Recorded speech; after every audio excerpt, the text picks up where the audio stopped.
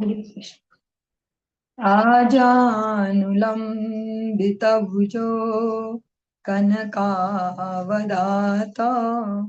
संकीर्तन कुपितरो कमलायताक्ष विश्वम्भरो द्विजवरो युगधर्मपालो वन्दे जगत्प्रियकरौ करुणावतारो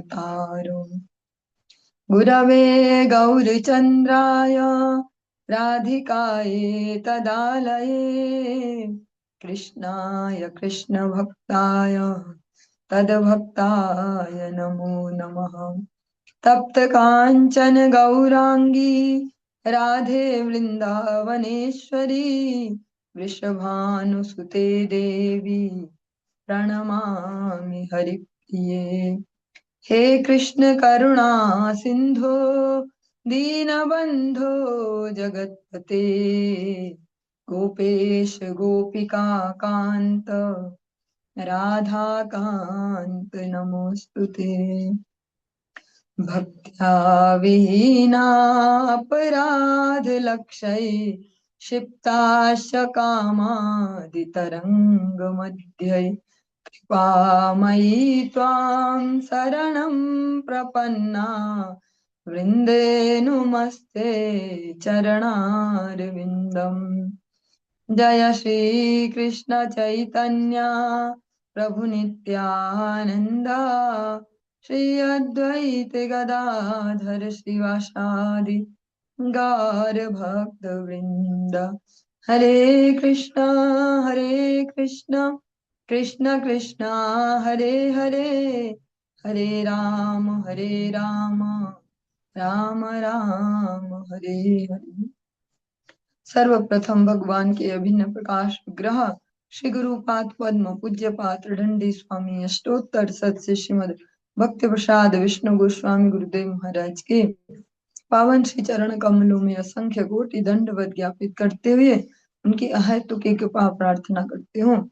वे अपने कृपा वर्षण करें जिससे निज कर्ता अभिमान भाव को छोड़कर एकमात्र उनकी वाणी के वाहक के रूप में अपना परिचय दे सकूं।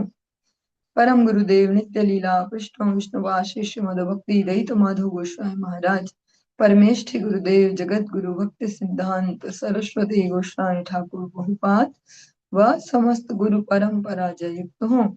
सपार्षद श्रीमन नित्यानंद प्रभु श्री गौरहरि वृंदावन बिहारी श्री राधा गोपीनाथ भगवान जयुक्त हो। वे हम सभी पर अपनी कृपा वर्षण करें जिससे भगवान के पवित्र नाम और हरि गुरु वैष्णव सेवा में हम सभी की रुचि उत्पन्न हो सके। सायकालीन कक्षा में हम श्रवण कर रहे हैं श्री चैतन्य भागवतम, इसका अंत्य खंड और उसके अंतर्गत चतुर्थ अध्याय किया 401 401। इस प्रयास से आज हम प्रारंभ करने जा रहे हैं।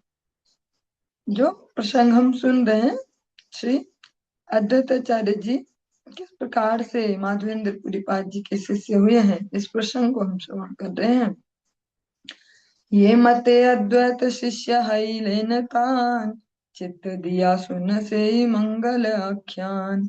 ये समय न छिल चैतन्य अवतार विष्णु भक्ति शून्य सब अछिल संसार तखन एवं माधवेंद्र चैतन्य कृपाय।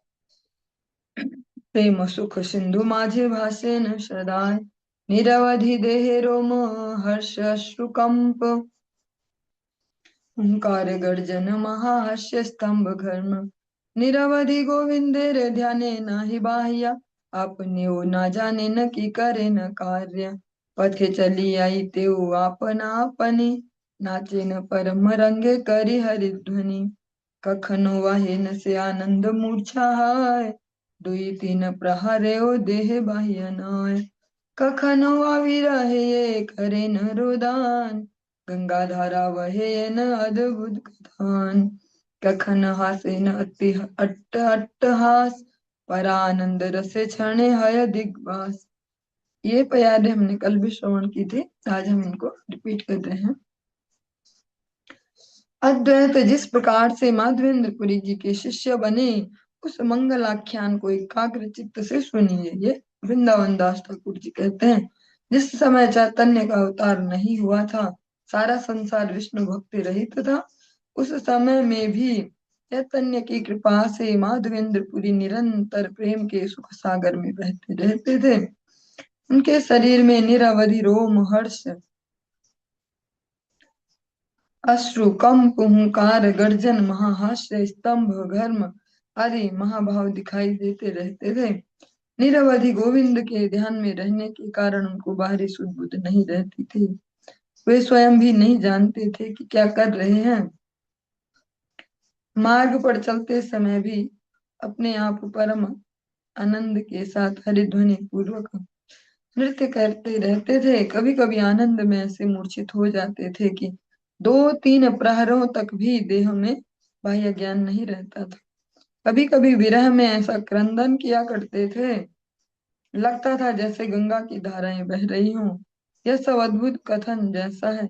कभी कभी खिलखिलाकर बहुत हंसते थे, क्षण में परानंद रस में दिगंबर हो जाया करते थे। जिस समय में सारा संसार विष्णु भक्ति रहित था, कलयुग की जो प्रथम संध्या है उसमें, ऐसे में भी माधवेंद्र पुरीपाद जी इससे सारे जो कह सकते हैं जो संसर्ग है दूसरे इसके दूषण से बचे रहे। वे निरंतर नाम के आनंद में रहे, और जो निरंतर भगवान के नाम में उनकी सेवा में रहते हैं, वे हर प्रकार के दूषणों से हमेशा मुक्त रहते हैं भगवत कृपा से। भगवान श्री कृष्ण भगवद गीता में अनेक स्थान पर इस निरंतर नाम ग्रहण की महिमा श्रवण कराते हैं। सततम कीर्तयन्तो माम इतन्तश्च दृढ़व्रता। जो निरंतर भगवान नाम ग्रहण करते हैं, वे हर प्रकार के संदूषण से बचे रहते हैं। जो सनकादिक हैं, ब्रह्मा जी के 4 मानस पुत्र, वे भी इसका बहुत अच्छा उदाहरण है। निरंतर भगवत कथा में वे लगे रहते हैं। एक भाई गाते हैं, तीनों सुनते हैं, फिर अगला भाई गाते हैं, तीनों सुनते हैं। तो इसीलिए उनकी अवस्था में से बाल्य अवस्था 8 वर्ष की रहती है। कभी भी वो बड़े से नहीं होते, जैसे इस जगत में बड़े होते जाते हैं, निर्विकार आते हैं, क्योंकि निरंतर भगवत नाम में रहते हैं। हे मत कृष्ण सुखे माधवेंद्र सुखी, सभी भक्त शून्य लोक देखी बड़ दुखी। तार हित चिंतित भावेन नीति नीति, कृष्ण प्रकट है न हे तार मति। इस प्रकार कृष्ण सुख से माधवेंद्रपुरी सुखी थे, किंतु भक्ति रहित लोगों को देखकर बड़े दुख का अनुभव किया करते थे। लोगों के हित के बारे में चिंतन करते करते नित्य प्रति यही सोचते रहते थे कि कृष्ण प्रकट हो जाए। अपने आप में वे संपूर्ण सुखी हैं, उनके जीवन में कोई अभाव नहीं है ऐसा जिससे वो दुखी रहे। किंतु जो साधु होते हैं, वे पर दुखे कातर, दूसरे के दुखों से वे दुखी रहते हैं। ऐसा भागवत जी की महिमा में भी हम श्रवण करते हैं। नारद जी और भक्ति देवी का आख्यान कि नारद जी जब भक्ति देवी की समस्या से परेशान होकर समाधान के लिए घूम रहे, चतुष्सन से मिलते हैं, चारों कुमारों से, तो वे यही कहते हैं कि आप तो साधु हो और आप तो ऐसे, आपका तो कुछ ऐसा है नहीं झमेला सा जिसके लिए आप परेशान रहो, और आपका मुख ऐसा दुखी क्यों दिख रहा है। वहां भी यही तात्पर्य है, यही कंक्लूजन निकलता है कि साधु के पास अपना कुछ ऐसा दुख बोल के है नहीं जिसके लिए चिंतित घूमे, हमेशा दूसरों के मंगल के लिए चिंतित रहते हैं। माधवेंद्र पुरी जी भी इसी प्रकार से हमेशा जगत के जो भगवत विमुख जीव हैं उनकी दुर्दशा देखकर दुखी रहते हैं, और सोचते हैं कि ठाकुर जी स्वयं प्रकट हो जाए तो जगत जीवों का उद्धार हो सकता है। कृष्ण यात्रा, अहोरात्रि कृष्ण संकीर्त। और आज के समय में जहाँ इतना ज्यादा स्वार्थ है, जैसे जैसे सो कॉल्ड उन्नति होती जा रही समाज की, तो स्वार्थ बढ़ते जा रहा है। पहले होता था एक कम्युनिटी वाला स्वार्थ की हमारी ये कम्युनिटी, बाकी जाए पहाड़ में, से फिर धीरे धीरे वो और संकुचित होते गया कि अब हम कम्युनिटी भी जाए पहाड़ में, हमारा परिवार।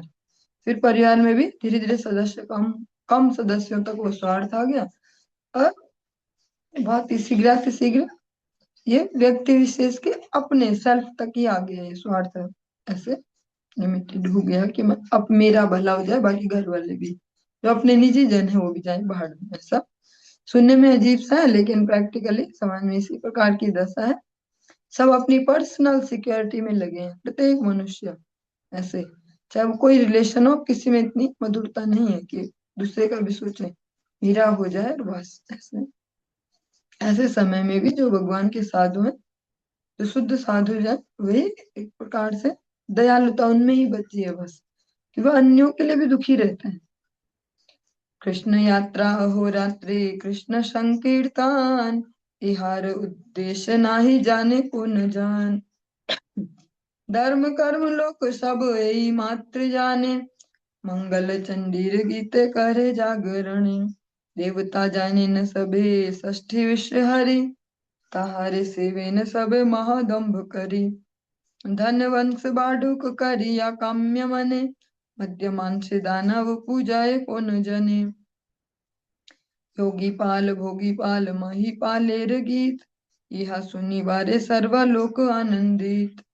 अति बड़ सुकृति ये स्नानेर समय, गोविंद पुंडरी काक्ष नाम उच्चारय। कारे वा वैष्णव बलि किवा संकीर्तन, केने वा कृष्णेर नृत्य केने वा क्रंदन। विष्णु माया वश्य लोक किछुई न जाने, सकल जगत बद्ध महातम गुणे।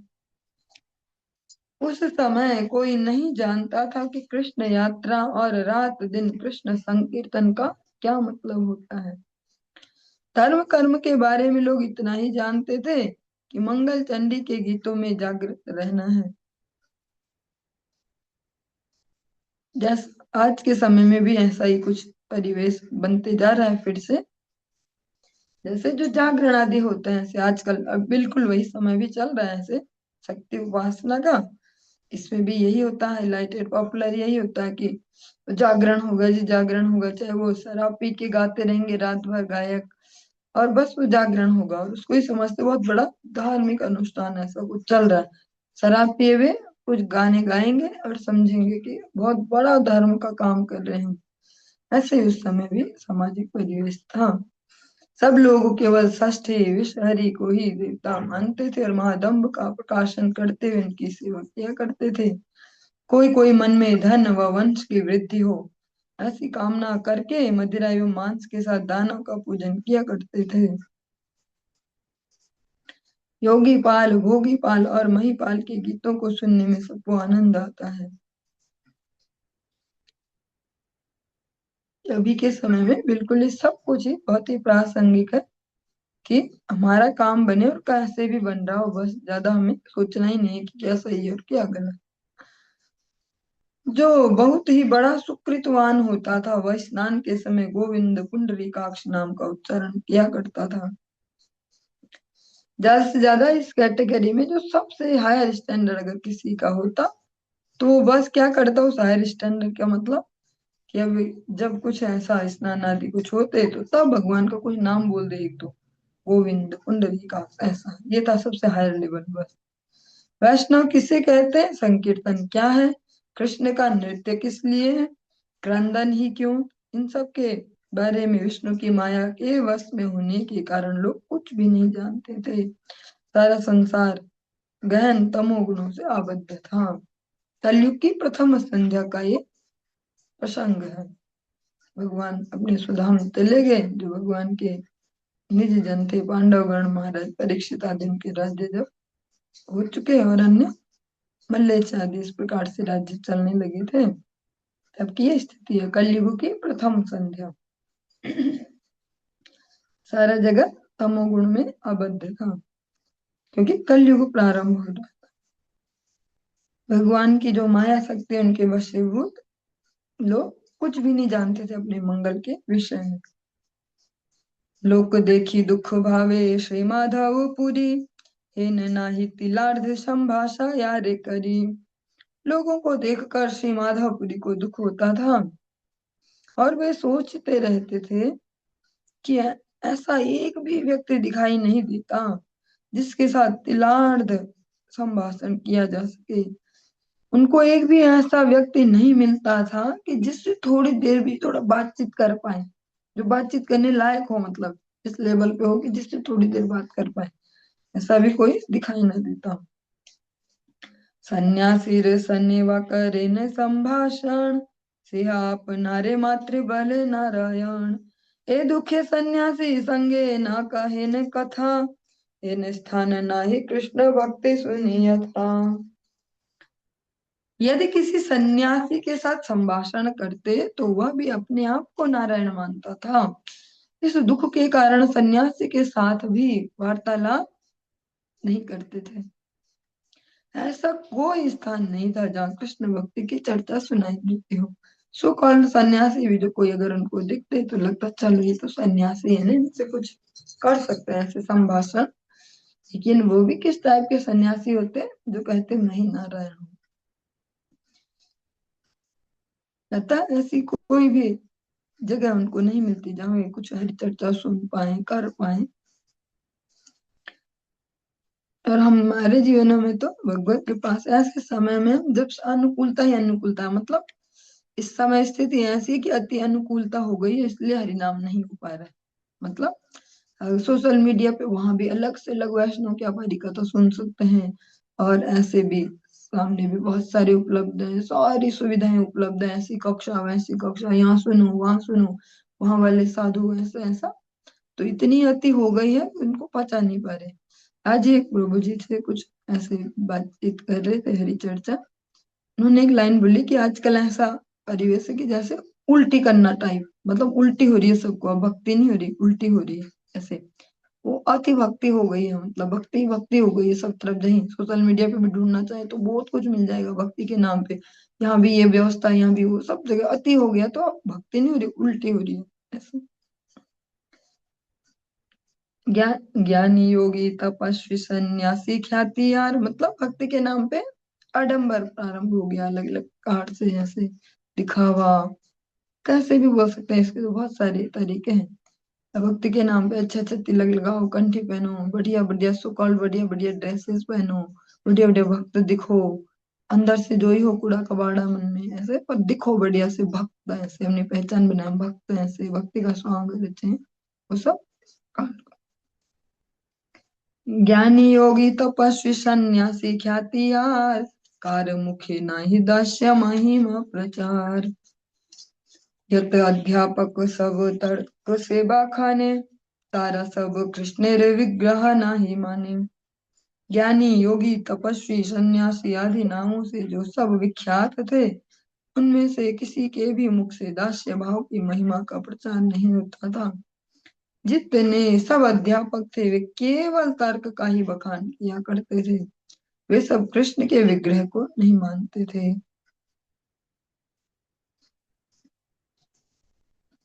कोई भी दास नहीं था, सभी कुछ न कुछ थे, सबका कुछ न कुछ एक अहंकार था कि हम ये हैं और हम वो हैं।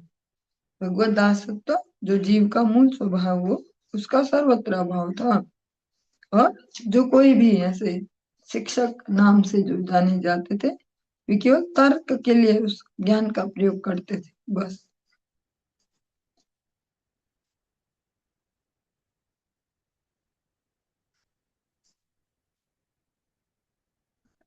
देखिते सुनिते दुखी श्री माधव पुरी, मने मने चिंते वने वास गिया करी। श्री माधवेंद्रपुरी यह सब देख कर और सुनकर दुखी थे, इसलिए मन ही मन वनवास का विचार किया करते थे। लोक मध्य भ्रमी के ने वैष्णव देखिते, कोथाओ वैष्णव नाम न सुने जगते। वैष्णव को देखने के लिए संसारी लोगों में क्या घूमना फिरना, जगत में कहीं भी वैष्णव नाम नहीं सुनाई देता। अतएव ए सकल लोक मध्य है ते, वने आई यथा लोक न पाई देखिते। एते के सेवन भाल ए सब हाइते, वने कथा न है अवैष्णवेर सहिते। अतः इन सब लोगों से दूर वन में चला जाऊं, जहां लोग दिखाई नहीं देंगे। इस कारण इन सबों से वन अच्छा है, वन में अवैष्णव के साथ वार्तालाप नहीं हुआ। जैसे अंग्रेजी की कम कहा बचपन से सुनते आए हैं, better be alone than a bad company, बुरी संगत से अकेला भला। कि ऐसे ऐसे लोगों के बीच रहने से बढ़िया कि मैं जंगल में रहूं अकेले। कोई ऐसा अवैष्णव से संभाषण की कोई मतलब कोई ऐसी गुंजाइश नहीं होगी कि कोई है यहाँ जिससे कुछ बोलो, उसकी अजीब अजीब चर्चाएं सुनो। इसका जो व्याख्या है इसको हम शुरू करते चलते हैं। जब संसार में भगवान की सेवा की कथाओं का कोई प्रचार नहीं है, किसी के साथ वार्तालाप करने से वह भगवान की जो माया है उसकी ही बात करता है, तब जहाँ लोग नहीं रहते अर्थात वन, उस स्थान पर अवैष्णव न रहने पर उस स्थान पर वास करना ही हमारा कर्तव्य है। माधवेंद्रपुरी जी में यह विचार प्रबल होने लगा।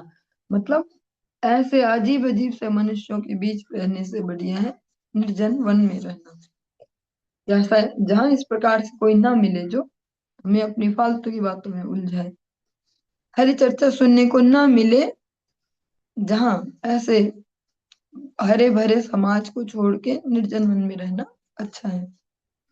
हे मत मनो दुख भाविते चिंतिते ईश्वर इच्छाय देखा अद्वैत से। तो ये भक्ति में प्रैक्टिकली भी है। अगर कभी कभी होता है जीवन में, अलग अलग भक्तों के जीवन में अलग अलग प्रकार की परिस्थितियां चलती हैं, अगर किसी के पास अनुकूलता नहीं है आसपास कोई भक्त या कुछ, तो उसमें ज्यादा घबराने वाली बात नहीं है कि अरे क्या करे कि हम मनुष्य तो सामाजिक प्राणी है, रह सार कोई तो चाहिए होता है गपशप। ये तो गपशप, उस फालतू की गपशप से बढ़िया एकांत में अपने जीवन को गुजारे, भगवान के नाम, भगवान की स्तुति पाठ करना, भगवान की सेवा में रह के अपने जीवन को अतिवाहित कर सकते हैं। जरूरी नहीं है कि कुछ ना कुछ होने चाहिए, किसी ऐसा थोड़ी ना है मनुष्य, हम समाज में रहते हैं, समाज में रहना है, ऐसा ऐसा वो सब डायलॉग उनके लिए है जिनके हृदय में दृढ़ नहीं है भक्ति महारानी। जिनके हृदय में दृढ़ है भक्ति महारानी, उनको तो भगवान स्वयं से निरंतर देख रहे हैं, उनके लिए सब व्यवस्थाएं बनाते हैं। उन्हें इस प्रकार से चित्त में जो विक्षोभ है उसकी आवश्यकता नहीं। ए मत मनो दुख भाविते चिंतिते ईश्वर इच्छाया देखा अद्वैत सहिते। इस प्रकार मनो दुख से भावित होकर चिंतन कर ही रहे थे कि ईश्वर की इच्छा से अद्वैत के साथ भेंट हो गई। विष्णु भक्ति शून्य देखी सकल संसार, अद्वैत आचार्य दुख भावे न अपार। तथापि अद्वैत सिंह कृष्णेर कृपाय, दृढ़ करी विष्णु भक्ति वाखाने सदाय। निरंतर पढ़ाए न गीता भागवत, भक्ति वाखाने न मात्र ग्रंथे रे ये मत। सारे संसार को विष्णु भक्ति रहित देख कर अद्वैत आचार्य को भी अपार दुख का अनुभव होता था। फिर भी कृष्ण की कृपा से अद्वैत सिंह दृढ़ता पूर्वक निरंतर विष्णु भक्ति का बखान किया करते थे। निरंतर वे गीता और भागवत पढ़ाते थे और ग्रंथों के मतानुसार भक्ति की ही व्याख्या किया करते थे।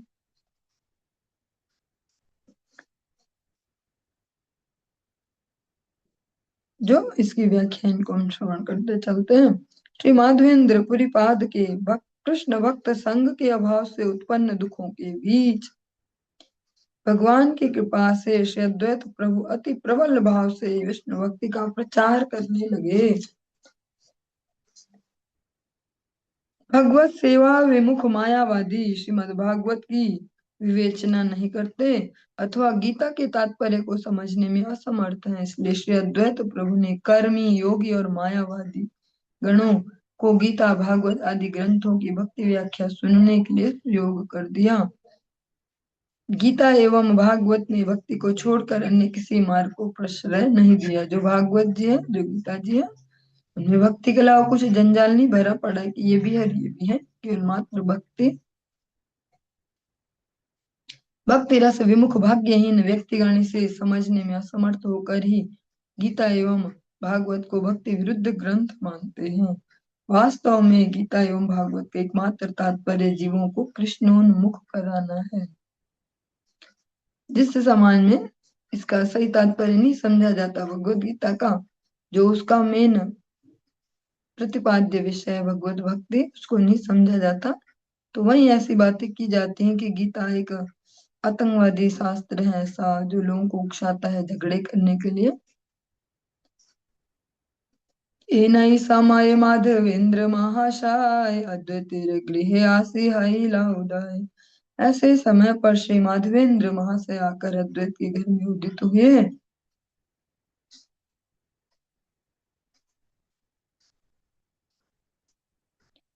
अद्वैत प्रभु के द्वारा ऐसे प्रचार उत्साह प्रदर्शन के समय श्री माधवेंद्रपुरी शांतिपुर में उनके घर पर आकर उपस्थित हुए। अद्वैताचार्य जी ऐसे जो प्रतिकूल जो समय है उसमें भी परम उत्साह से भगवत गीता और श्रीमद् भागवतम का पठन पाठन करवाते हैं। ऐसे समय में भी जब हरि भक्ति शून्य है सारा जगत, उसमें भी हरि भक्ति के प्रचार के लिए खूब जोर लगाते हैं। जैसा हम अगर प्रत्यक्षता देखना चाहें तो हम गुरु महाराज जी के जीवन में ऐसा भी देख पाते हैं, क्योंकि वही हमारे आसपास ज्यादा होते हैं ऐसे। तो उनमें देख सकते हैं कितना उत्साह रहता है हमेशा, मतलब कभी भी वो डाउन से डल से नहीं रहते। हमारे तो क्या कोई ओकेजन है तो तब उत्साह में रहते हैं, और आज तो अब थक लग गई है, अब ऐसा हो गया है, आज मन थोड़ा वैसा ऐसा ऐसा ऐसा। पूरे निरंतर हमेशा हर क्षण तैयार रहते कि कोई भी नया सा कोई दिख रहा अगर मनुष्य तो उसके शुरू हो जाओ। किसको मानते हो, सब बराबर है क्या, भगवान साकार है कि निराकार, ऐसे जो ही दिख जाए इस प्रकार हमेशा उत्साह में ऐसे। तो जो वास्तव में भगवत जन होते हैं उनमें हमेशा उत्साह निश्चय धैर्य, जो रूप गोस्वामी पाद जी कहते हैं भक्ति को वर्धित करने वाले तत्व सिद्ध करने वाले, वो उत्साह उनमें निरंतर रहता है।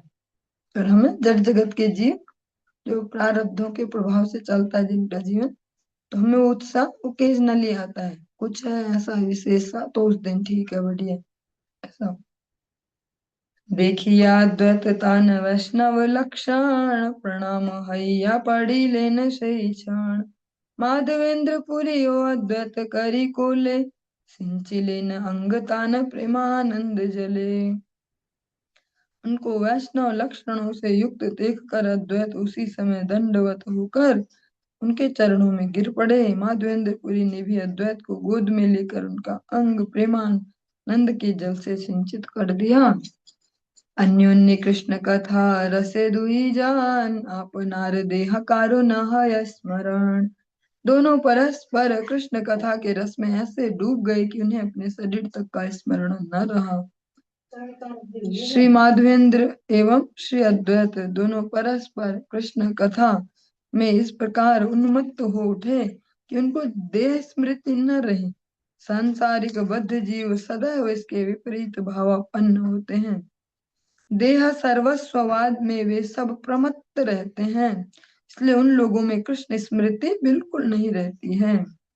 दोनों के दोनों जो मिले हैं आज, श्री माधवेंद्र जी पुरीपाद जी और श्री अद्वैताचार्य जी, वे भगवान की कथा आपस में कथा प्रसंगों का आपस में जो चर्चा परिचर्चा कर रहे उसमें उन्मत्त हो उठे कि उनको अपने शरीरों का भान न रहा। और संसारी जीवों में क्या होता है, ठीक उल्टा, वे अपनी विषय चर्चाओं में और विषय आस्वादनों में, जगत के जो विषय भोग है उनके आस्वादन में वे प्रमत्त रहते हैं, इसलिए उनको भगवान की बिल्कुल याद नहीं रहती। इसको फिर से समझते हैं। अद्वैंद्र पुरीपाद जी और अद्वैताचार्य जी भगवत चर्चा आपस में परस्पर करने में इतने मत्त हैं कि उनको शरीर की भी कोई मतलब शरीर के बारे में भी कुछ याद नहीं है कि शरीर भी हमारे दिन का भी कुछ धर्म है। ऐसा ऐसा जगत जीव होते हैं। इसके ठीक विपरीत वे अपने भौतिक जो सुख है, भौतिक विषय भोगन में इतने मत्त रहते हैं कि उनको, जैसे उनको शरीर की चिंता नहीं रहती, इनको यहाँ भगवान की चिंता नहीं रहती, भगवान की कोई याद नहीं आती कभी भी। और ऐसा हम देख ही सकते हैं अपने आसपास भी जो भी है परिवेश में, कि सब मस्त है, कुछ भी ऐसा सुकॉल्ड सा कुछ भी ओकेजन आया किसी के भी घरों में कुछ भी, सब मस्त है, रात रात तक भी कुछ चल रहा है, नाचना गाना खाना पीना ऐसा। पशुओं के शरीर भी खाए जा रहे हैं, मछली भी खाए जा रहे हैं, शराब भी चल रही है, वो भी अच्छे अच्छे उत्सवों में, विवाह आदि पवित्र कार्यों में भी ऐसा सब चलता है। रात भर तमोगुणी अजीब अजीब गानों में, जिनका हमारे मंगल से कुछ लेना देना नहीं, उनमें नाचते रहेंगे रात रात एक एक दो दो बजे तक, वैसे ही खाना पीना। और मस्त रहेंगे, तब इतना भी ध्यान नहीं रहेगा कि समय को सोना चाहिए, ऐसा नहीं खाना है, वैसा ऐसा। सर्दियों में भी ठंड नहीं लग रही है, ऐसे आधे आधे कपड़े पहन के वो बढ़िया लग रहे हैं, ऐसे बहुत सुंदर लग रहे हैं ऐसे। मतलब वो मत है, उनको वहाँ भगवान कभी याद नहीं आते। ऐसे जो भक्त होते हैं वो भगवत चर्चा में ऐसे ही मस्त रहते हैं, वैसे ही कि उन्हें फिर शरीरों का भी ध्यान नहीं रहता कि हम सर हैं। तुलसीदास जी एक बहुत ही सरल सी चौपाई कहते हैं, कामी ही नारी प्यारी जिमी, लोभी है प्रिय जिमी दाम, तिमि रघुनाथ निरंतर प्रिय लागहु मोहि राम। वहां पे बहुत उन्होंने भी यही उदाहरण दिए, क्योंकि यही सटीक बैठ रहे हैं वहां। जिस प्रकार से जो कामी जन होते, चाहे स्त्री पुरुष, उनको अपने विपरीत जो लिंग है ऐसे स्त्री पुरुष, उनके प्रति जैसे आकर्षण होता है, लोभी ही प्रिय जिमी दाम, और जो लोभी मनुष्य होता है ऐसे जोड़ जोड़ जोड़ ऐसा, का जैसा अनुराग उस धन में होता है, उस वो ही सबसे अच्छा उदाहरण है। इसलिए तुलसीदास जी ने वही उदाहरण दिए, वही सटीक बैठ रहे हैं ऐसे विपरीत में, कि जैसे उनका प्रेम होता है ना, वो लोभी को जैसे धन में होता है, ऐसे स्त्री पुरुषों को स्त्री पुरुषों में ऐसे होता है, वो वैसा ही मुझे राम जी में ऐसा मेरा प्रेम उदित हो जाए, वैसा ही बिल्कुल। यहाँ पे भी ऐसे उदाहरण दिया कि वो दोनों जो माधवेंद्र पुरी पाद जी हैं द्वैताचार्य, जितने मस्त हैं हरि कथा सेवन में आपस में, उनको अपने शरीरों का कुछ ध्यान नहीं है, जैसे जगत के जीव विषय भोगों में इतने मस्त रहते कि उनको भगवान का ध्यान नहीं रहता। माधव पुरीर प्रेम अकथ्य कथान, मेघ दर्शन मूर्छा हयसे क्षण। मा, माधवपुरी का प्रेम अनिर्वचनीय था। निर्वचनीय मतलब जिसको वचनों में बांधा नहीं जा सकता, मतलब जिसको शब्दों में वर्णन नहीं किया जा सकता। मेघ के दर्शन से वे उसी क्षण मूर्छित हो जाते थे। इसकी हम व्याख्या श्रवण करेंगे। श्री माधवेंद्र का प्रेम अलौकिक था। साधारण लोग मेघ को देखकर जल वर्षण के कारण सस्यों की उत्पत्ति एवं धरा स्निग्ध होगी आदि फल भोग का विचार करते हैं, किंतु माधवेंद्र पुरी मेघमाला में कृष्ण कांति का संदर्शन करके कृष्ण स्मृति हेतु बाहरी जगत की भोग प्रवृत्ति से शांत होकर मूर्छित हो गए। जैसे जब बारिश आने वाली होती है, जो बारिश वाले जो बादल होते हैं घने घने ऐसे पानी लिए हुए, जैसे भगवान की स्तुति में भी कहते हैं, नवनीरद निंदित कांति धरम, ऐसा जो जो नवीन जो नीरद है, जो पानी भरे हुए जो बादल है नए नए, उनकी भी कांति को भगवान लजा रहे हैं, मतलब उनसे भी सुंदर है भगवान। ऐसे ही अभी एक और उपमा थी, वो भी याद नहीं आ रहा। मतलब जो भगवान है वे, उनका जो वास्तविक जो वर्ण है, जैसे हम बोलते हैं कृष्ण है, काले हैं, ऐसे अलग अलग हिंदी भजन भी अनेक अनेक हैं ऐसे कि तेरा रंग काला क्यों, ऐसा ऐसा। पर भगवान वैसे काले नहीं है, वे श्यामल है, काले नहीं श्यामल। कैसे? जैसे वो पानी भरे हुए बादल होते हैं, बिल्कुल एज इट इज पानी भरे हुए जो भरे हुए बादल है वैसे ही। तो जगत जीवों को उन भरे हुए बादलों को, पानी भरे हुए बादलों को देख के ये याद आता है कि अब बारिश होगी तो कुछ फसल होगी, कुछ हरी भरा ऐसी धरती होगी, वो धरती गीली हो जाएगी, जो रूखापन ऐसे खत्म, वो आता है दिमाग में। लेकिन माधवेंद्र पुरीपाद जी जब उन मेघों का दर्शन करते हैं तो उनको श्री भगवान की स्मृति आती है। भक्ति विनोद ठाकुर जी का सुंदर सा कीर्तन है। श्री गुरु महाराज जिस बार कथा के एक प्रसंग में गए उसका वर्णन भी करते हैं ऐसे कि उद्दीपन, मतलब जैसे ब्रज धाम आदि में जब जाते हैं तो वहाँ उद्दीपना होती है, मतलब चाहे वो गौड़ धाम में जाते हैं तो जो लीला स्थलियां भगवान की, फिर उनको देख के उद्दीपना होती है मन में, मतलब उनसे भगवान की याद आती है ऐसे। अ, एक कीर्तन है भक्ति विनोद ठाकुर जी का, तो उस पूरे कीर्तन में ऐसे बहुत सारे उद्दीपकों का वर्णन करते हैं। वेणु सिंह पद चिन्ह मेघमाला, बसंत शशांक शंख करताला। इस प्रकार से इससे पहले और भी स्टैंजा में और भी वर्णन करते हैं। राधा कुंड तट कुंज कुटीर गोवर्धन पर्वत यमुना तीर कुसुम सरोवर मानस गंगा कालिंद नंदिनी विपुल तरंगा वंशीवट गोकुल धीर समीरा वृंदावन तरु लतिका गणेरा वेणुशृंग पद चिन्ह मेघमाला वसंत शशांक शंख करतालम ये सब छोड़त कहाँ नहीं जाऊं ये सब छोड़त पराण हराऊं भक्ति विनोद कहे सुन काना तू याओ दीपक अमार पराण। जो भक्तिनोद ठाकुर जी कहते हैं जो भी आपकी जो स्मरण दिलाते हैं जो भी उद्दीपक हैं आपके ये सब मेरे प्राण हैं। ऐसे माधवेंद्र पुरीपाद जी की भी इस प्रकार की स्थिति है। जब वे पानी भरे हुए बादल देखते हैं तो उनको भगवान की स्मृति होती है।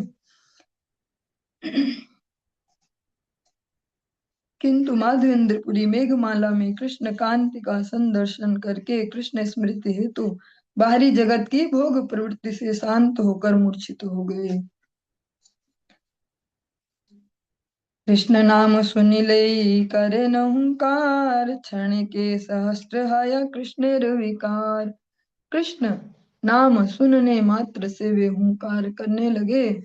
उनमें एक क्षण में हजारों कृष्ण संबंधी स्वेद कंप आदि विकार उत्पन्न हो गए।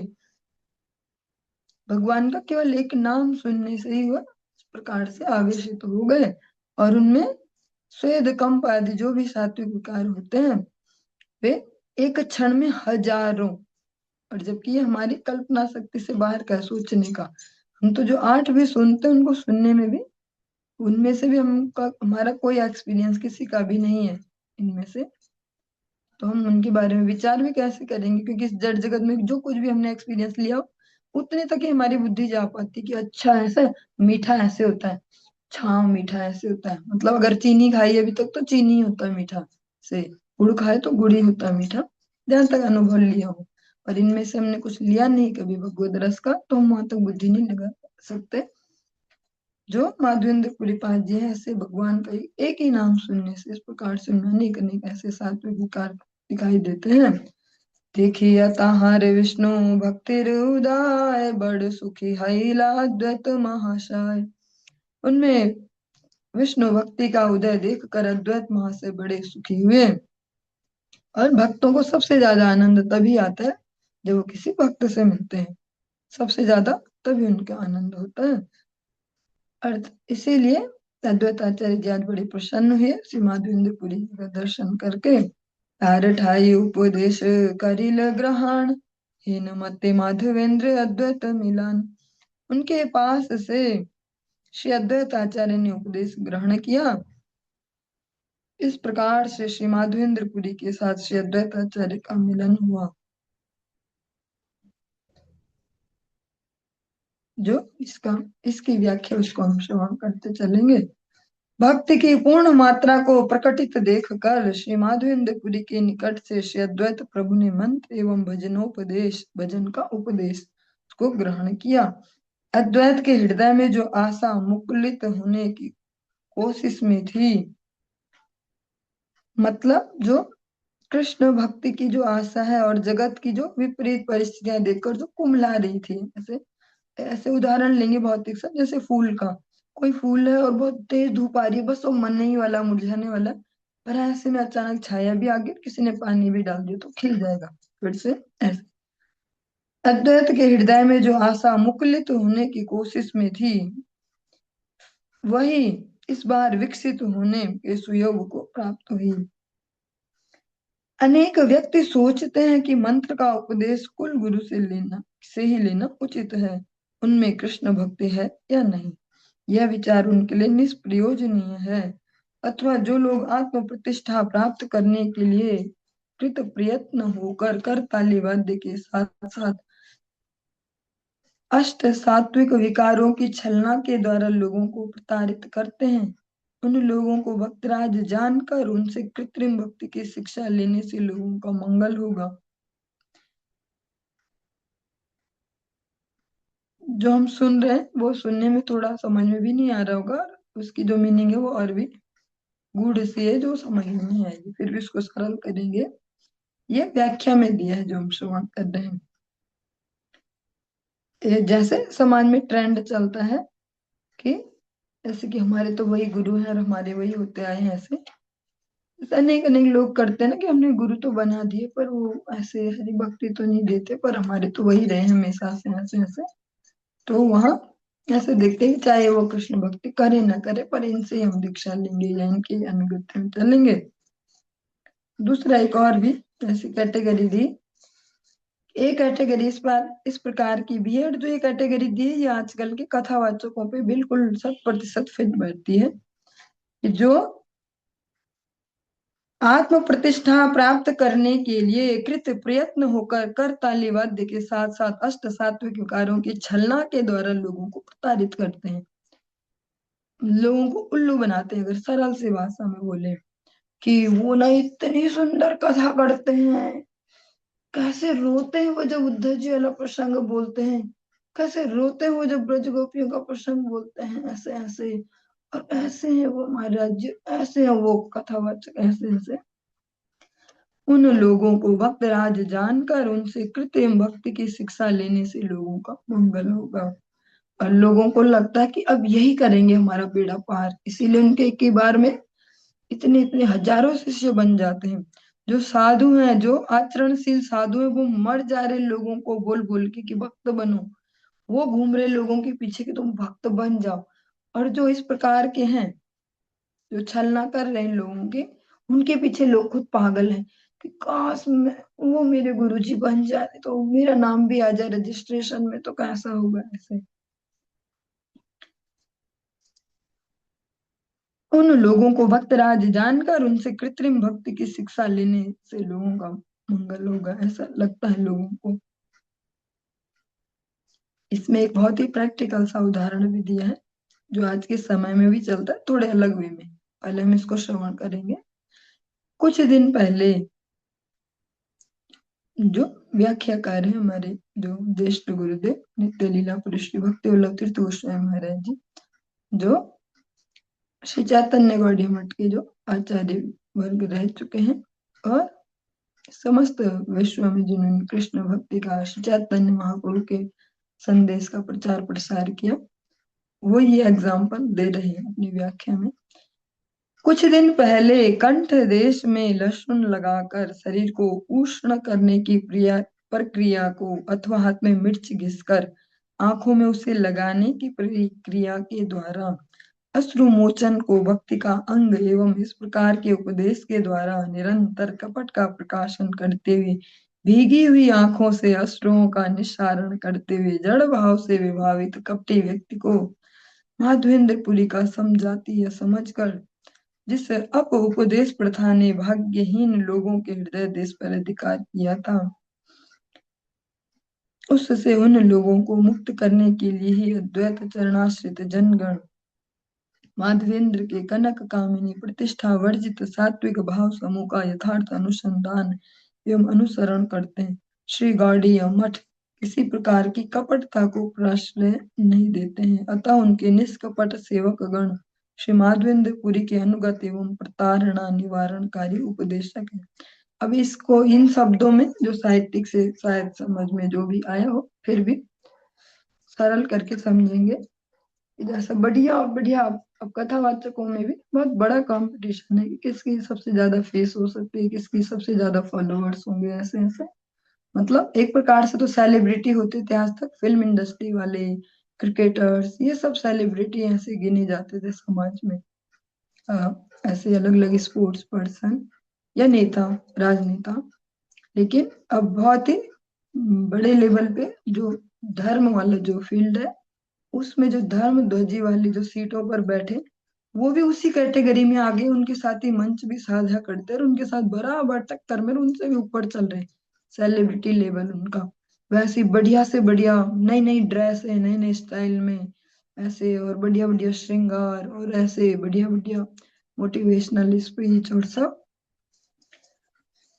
उनको लेकर ही कहा गया कि ऐसे देखते भी हम सोशल मीडिया के जमाने में सब पता चलता भी रहता है, एक दूसरे की बुराई करता है या ऐसा बिना नाम लिए, और सब बताते रहते हैं कि क्या क्या यहाँ इस इंडस्ट्री में चलता है, कथावाचन इंडस्ट्री। ठीक है, ऐसे अनेक अनेक कहते रहते हैं कि अरे ऐसा नहीं है कि भैया जब आए प्रसंग वो वाला, कोई ऐसा मार्मिक सा प्रसंग हो, राम जी वनवास जा रहे हैं या ब्रज गोपियों का को विरह हो रहा भगवान का, तो जो वृक्ष होती है या ऐसा कुछ यहाँ लगा के चले जाए कथावाचक, और तब झरझर आंसू बहाए वहां, और लोग पागल हुए जा रहे, इतना भाव है इनमें, तो ये जो ये माता जी हैं या जो ये कथावाचक व्यास जी, इतना भाव है उनमें। वो खुद ही एक दूसरे की ट्रिक वहां बताते हैं, तो खुद भी करते ही होंगे, विक्स लगा के चले जाएं, और बढ़िया कथा, और सब सोच रहे हैं कि राम जी के लिए आंसू बहा रहे हैं ये, और ये तो ब्रज गोपियों के आंसू बह रहे हैं, उद्धव के आंसू। ऐसे वही वाला यहाँ पे कहा है कि लहसुन कोई गले में घिस के जा रहा है, या ऐसे ऐसे, या आंखों के हाथों में मिर्च लगा के चले जाएं, हरी मिर्ची जैसे हम काटते हैं घर में प्रैक्टिकली, और गलती से ऐसा हो गया या पता नहीं रहा, ऐसे भूल गए ऐसे कर दिया, तो बहुत देर तक ऐसे हो जाता है। तो वो भी ट्रिक यूज की जाती है। पर आज के समय में और भी आ गए, जैसे फिल्मों में ऐसे कुछ करते थे, वो बहुत छोटे छोटे थे हम, और उस गांव में एक बार शूटिंग वाले आए, फिल्म की शूटिंग वाले, हम सबको भी उसमें पार्ट बनाया, बैठना भीड़ बढ़ाना वो सब। तो वहां देखा था वो कुछ लगाते थे ऐसे रोने वाली सीन से पहले, ग्लिसरीन टाइप कुछ ऐसा, जिससे उनको फिर रोना है, आंसू बढ़िया से दिखे। ऐसे भगवान की कथा में भी चलता है, बहुत बढ़िया से लगे कि बहुत भाव कथावाचक है, ऐसे यही करेंगे सबका उद्धार। पर यहाँ पे स्पष्ट कहा गया कि जो वास्तविक जो गौड़ीय वैष्णव भक्त है, उनमें ये सब कपटता को कोई स्थान नहीं है। वे केवल जो माधवेंद्र पाद जी की जो शुद्धा भक्ति है, उसके ही उपदेशक हैं। जो भी प्रसंग हम श्रवण कर रहे हैं, ये हमारे जो वास्तविक जो जीवन है, भी प्रासंगिक प्रैक्टिकल वे में उनके लिए परम आवश्यक है। जितना हम उनको समझते जाएंगे, जीवन सरल होते जाएंगे। चलिए। माधव पुरीर आराधनार दिवसे, सर्वस्व निक्षेप करे अद्वैत हर्षे। माधवपुरी की आराधना तिथि पर अद्वैत ने हर्ष के साथ सब कुछ समर्पित कर दिया। आज के इस प्रसंग को हम यहीं पे विश्राम देंगे, और इससे आगे हम कल श्रवण करेंगे। हरे कृष्ण।